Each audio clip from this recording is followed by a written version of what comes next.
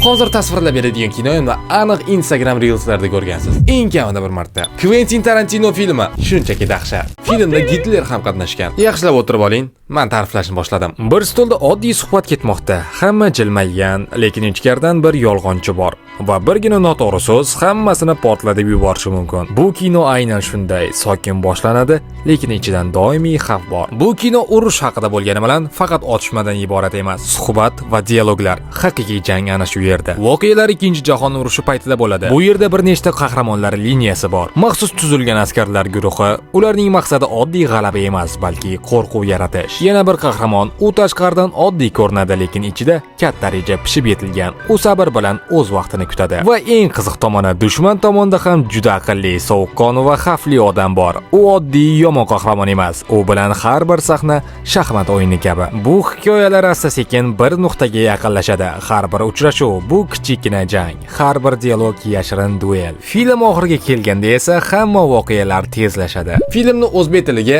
manfur kimsalar deya tarjima qilishgan va pastga inglizcha va ruschasini ham yozib qo'yaman.